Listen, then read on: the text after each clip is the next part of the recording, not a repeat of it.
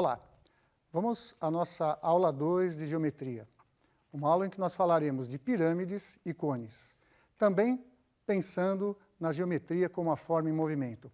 É impossível se falar de pirâmides sem se pensar nas pirâmides do Egito, né?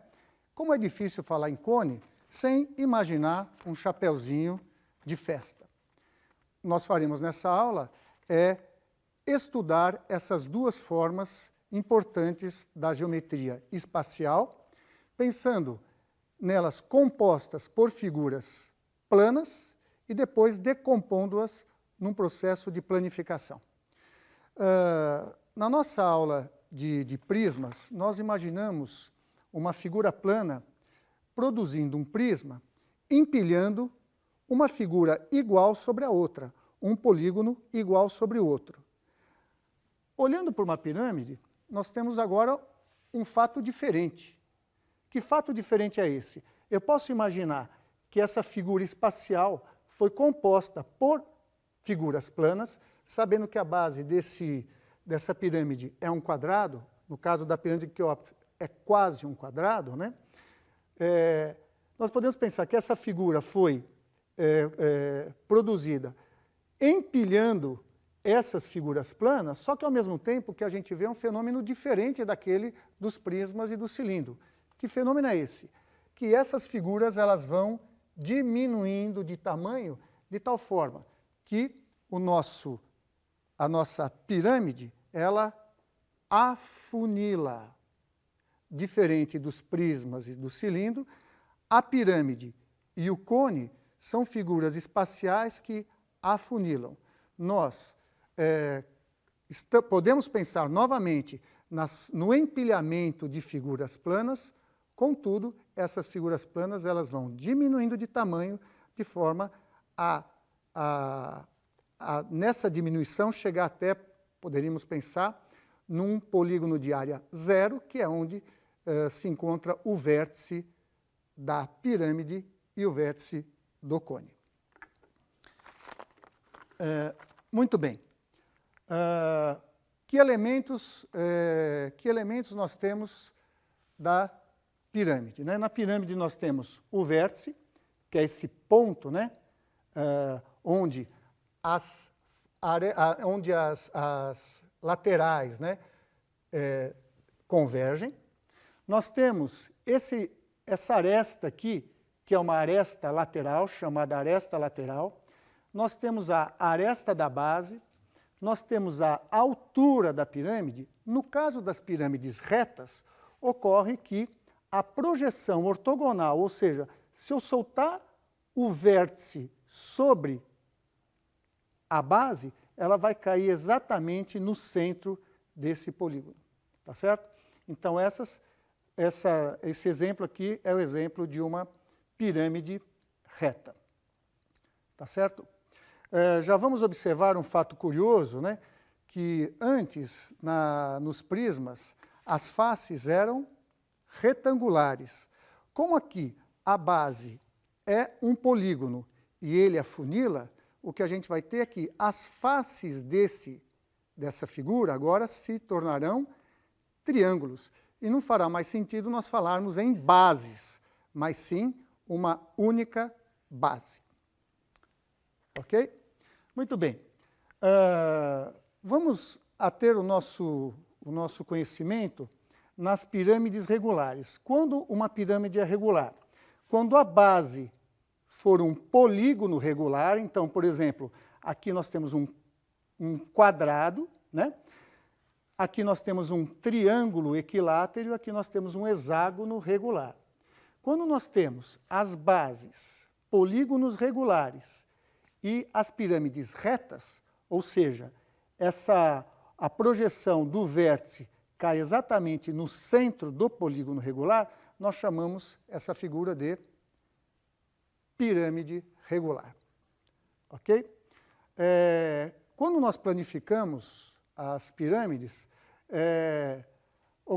ocorrem outras figuras planas, né?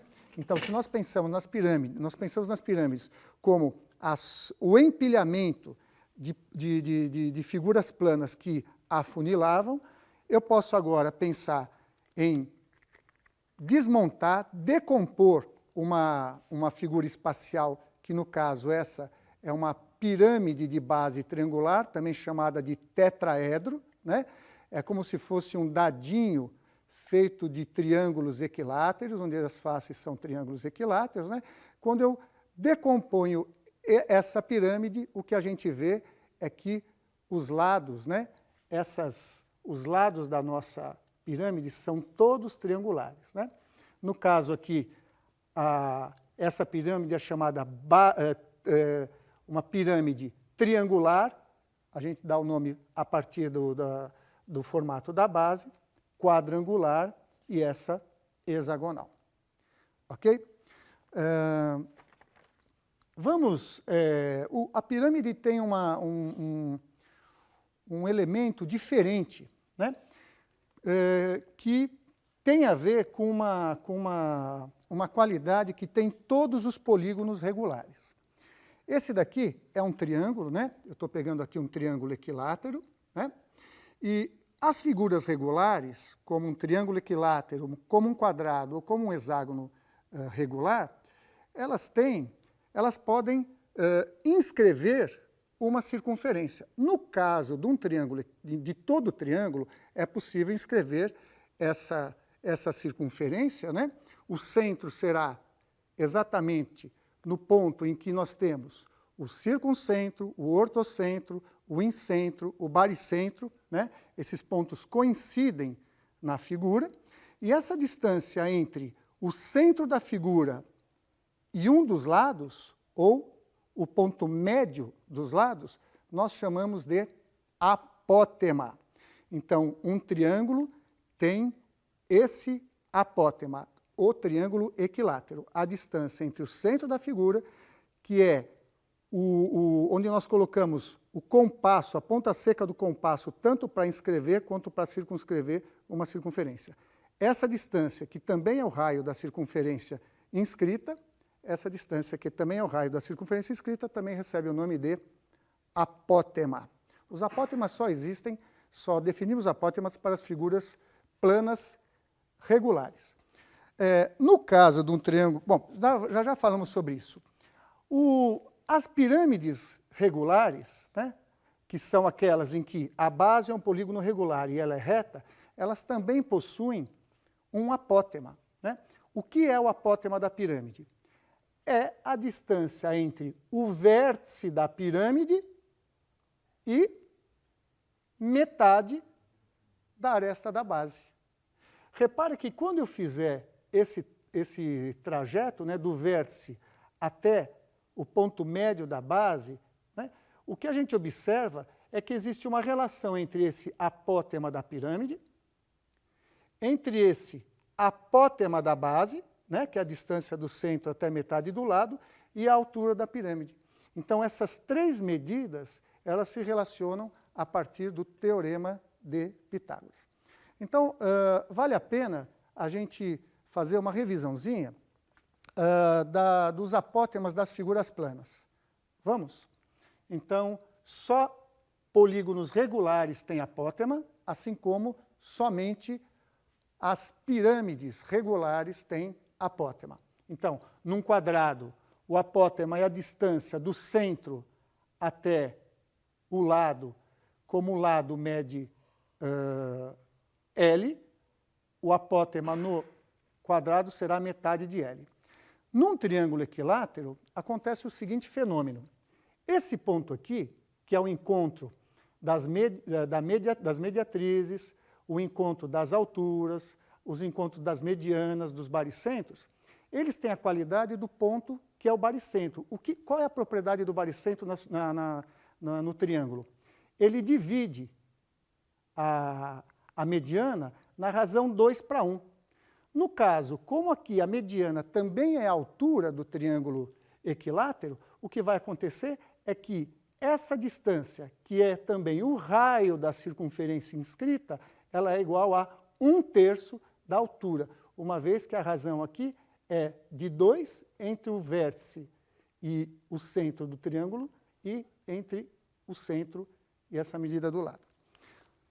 Num hexágono regular, a distância entre o centro e o lado, né, a gente pode representar como a altura de um triângulo equilátero. Lembrando da aula passada que um hexágono regular é composto por 6 triângulos equiláteros, o que a gente tem aqui é exatamente essa distância igual à altura desse triângulo equilátero de lado L.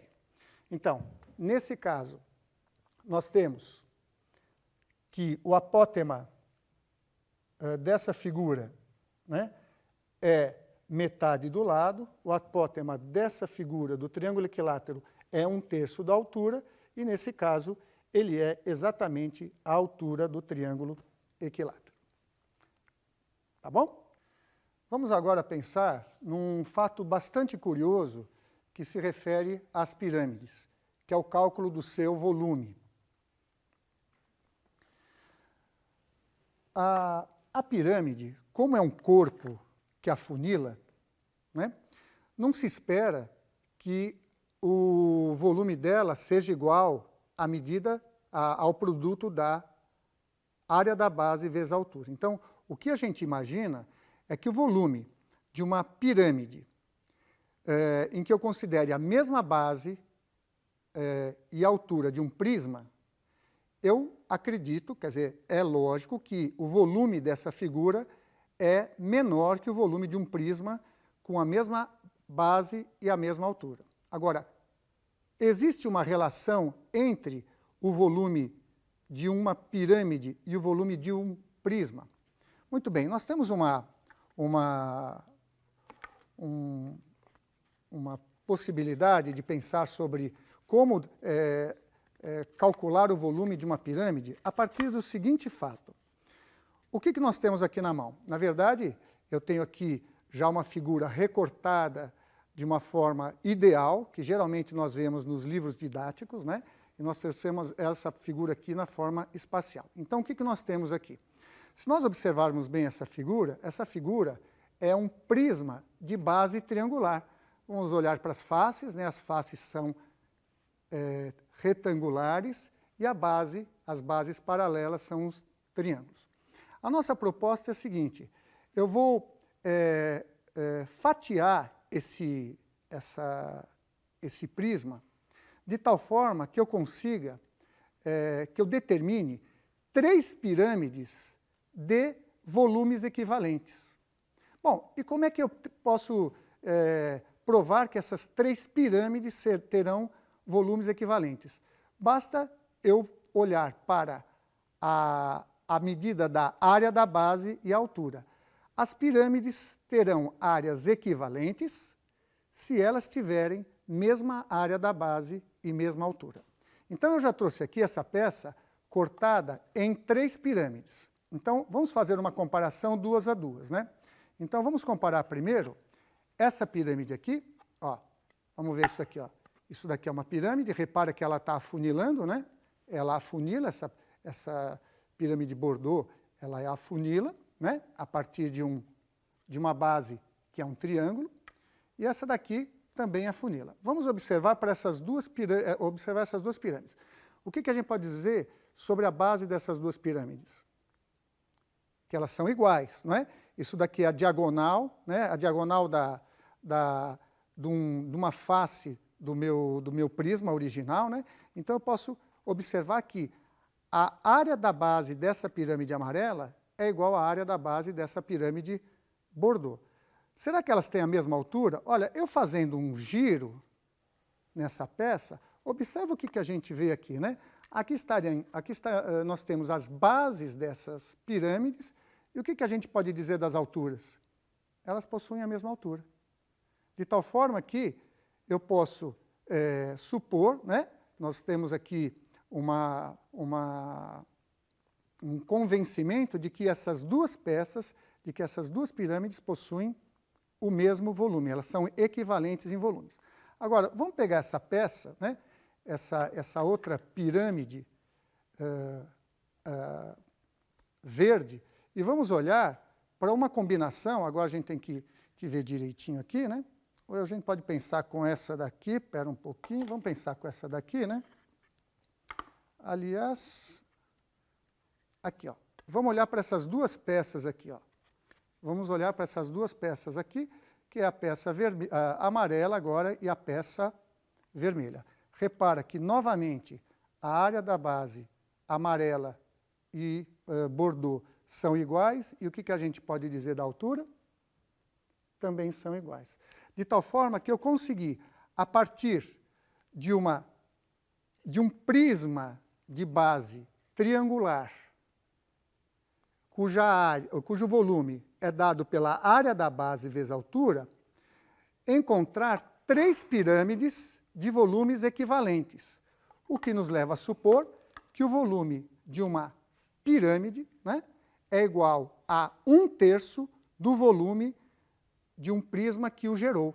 Ou seja, o volume de uma pirâmide é 1/3 da sua área da base vezes a altura.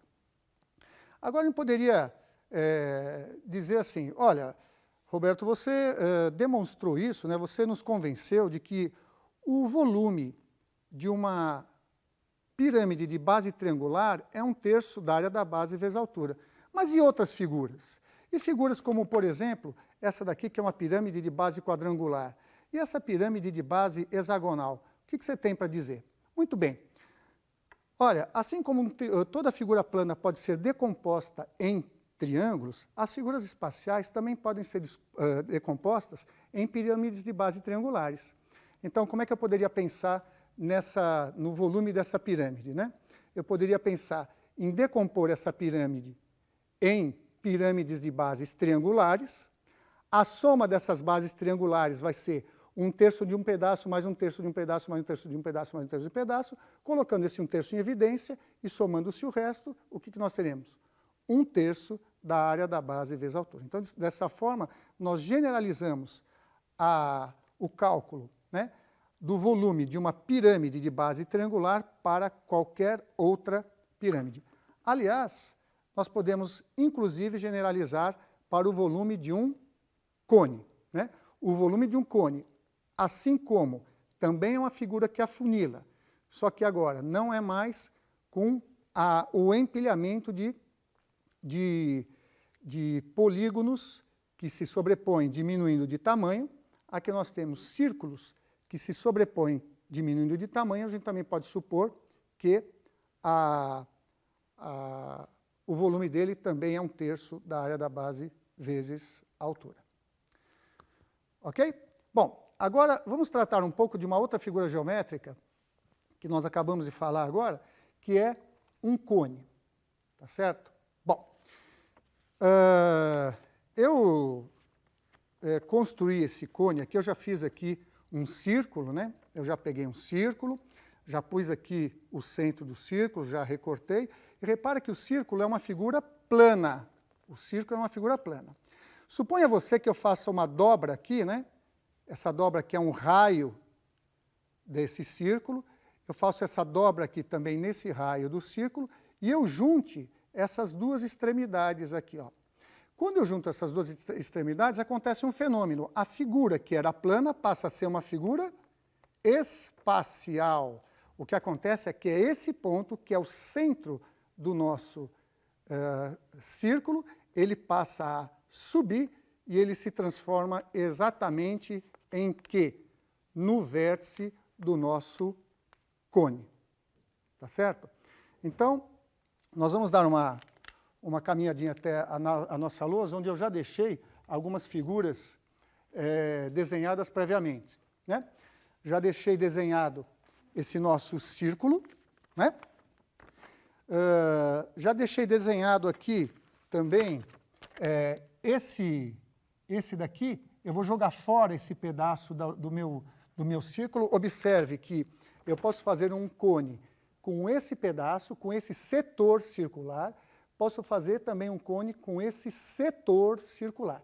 E eu vou supor que a medida do ângulo desse setor circular é alfa, e eu vou supor que o raio desse círculo que gera, né, o meu cone, né, a superfície lateral do meu cone, eu vou indicar pela letra G. Muito bem. Quando nós juntarmos, né, eu vou colocar aqui, esse daqui é o centro da circunferência, aqui o ponto A, aqui o ponto B. Quando eu juntar esse raio AC com esse raio BC, esse ponto vai subir, de tal forma que esse ponto aqui será exatamente o centro do meu círculo, que será para nós o vértice do meu cone. O que eu fiz aqui, já previamente? Eu desenhei uma figura espacial no plano, né? E, logicamente, o círculo aqui fica deformado no formato de uma elipse. Muito bem, vamos pegar os elementos daqui e jogar para cá. Olha, vamos ver o que acontece aqui. Esse daqui é o centro e esse daqui é um ponto que está onde? Ele está no comprimento do meu setor circular. Não é verdade? O que se transforma esse setor circular? Esse comprimento do setor circular acaba se transformando exatamente no comprimento da minha base do cone. Vamos ver isso aqui nessa figura espacial, né? Quando eu torno ela espacial, repara que exatamente o comprimento do setor circular acaba se transformando no... Deixa eu fazer uma coisinha aqui, que eu já trouxe preparado um pedacinho de fita crepe, para tornar essa figura agora só espacial, né? Exatamente esse comprimento da base é o comprimento do setor circular do círculo original que gerou a superfície lateral do nosso cone. Bom, então, o que a gente pode observar, né? Que se aqui está o centro, esse daqui é um ponto A. Bom, se esse é o centro e esse ponto A, então esse traçado aqui é exatamente o raio desse círculo original, o G. Né? Como essa figura aqui vai ser um triângulo isósceles, esse G que está nessa distância é o G que também está nessa distância. Tá certo? Bom, esse daqui passa a ser para nós o raio da base desse cone, né? Bom, agora a gente pode tirar algumas relações disso. Vamos ver, né?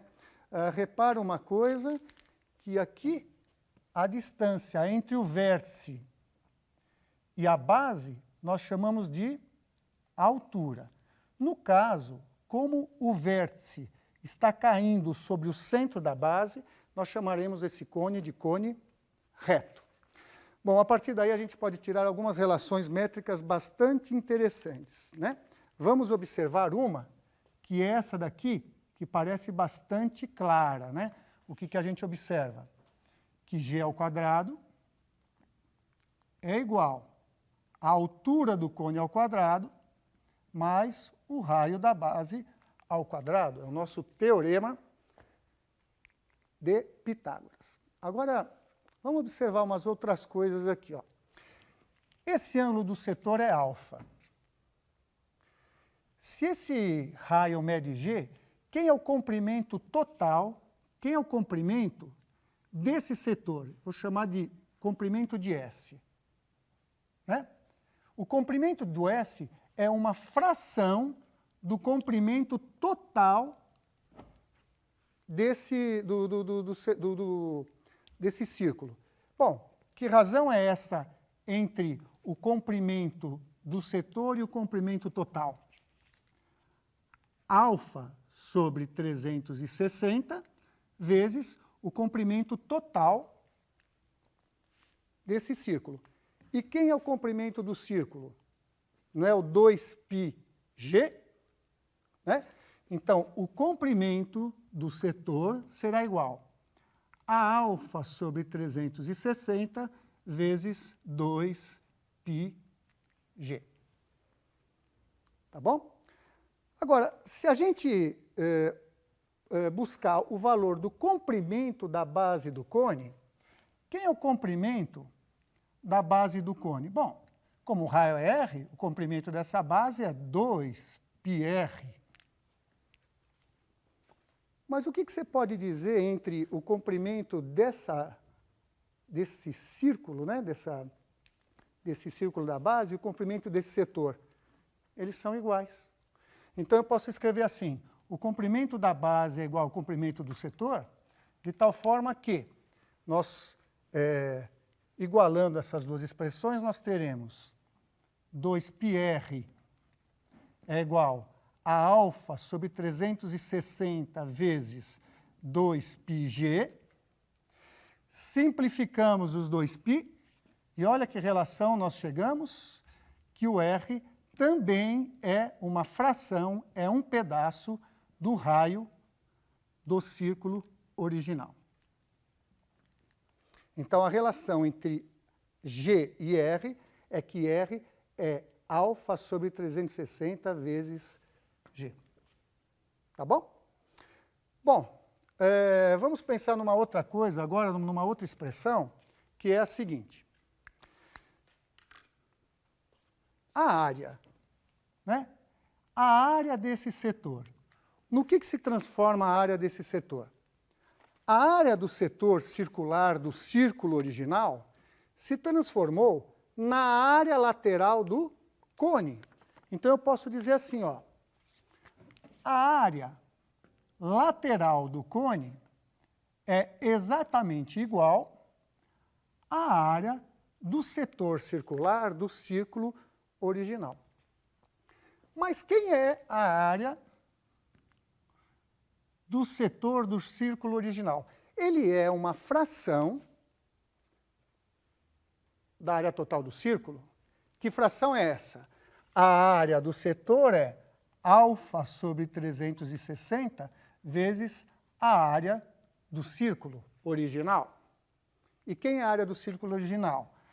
A área do setor é alfa sobre 360 vezes πg ao quadrado, uma vez que o raio nessa situação é G. Vamos mais um pouquinho. Então, conclusão. A área lateral é igual a alfa sobre 360 vezes π vezes G ao quadrado. Ok? Agora, vocês sabem que essas duas fórmulas ficaram uma do ladinho da outra? E me veio uma ideia, porque veja só, eu estou vendo aqui αg sobre 360, e aqui eu também estou vendo αg sobre 360. Só que aqui, ao invés de g, eu tenho g ao quadrado. Então, veja se você concorda que eu posso escrever assim, ó, a área lateral é alfa sobre 360 vezes π vezes g vezes g. O que eu fiz? Eu abri esse g ao quadrado como produto de dois g's. Muito bem. Quem é alfa 360g? Quem é alfa 360g? Não é exatamente a medida do raio R? Então, nós podemos concluir que, vou aqui para cima agora, que a área lateral do cone é π vezes o raio da base vezes o raio do setor, o raio do círculo original, que nos permitiu sair do plano e construir essa figura espacial que é o cone. Eu vou chamar a sua atenção que, à medida que eu fui desenvolvendo essas expressões, uma hora eu usei um R que é minúsculo e uma hora eu usei um R que é maiúsculo. Talvez seja porque meu nome é Roberto e pela exigência de escrever sempre com letra maiúscula um nome próprio, aconteceu isso. De qualquer forma, esses R's aqui são os mesmos R's que são os R's do raio da base do nosso cone. Muito bem, com isso nós terminamos o nosso curso de geometria.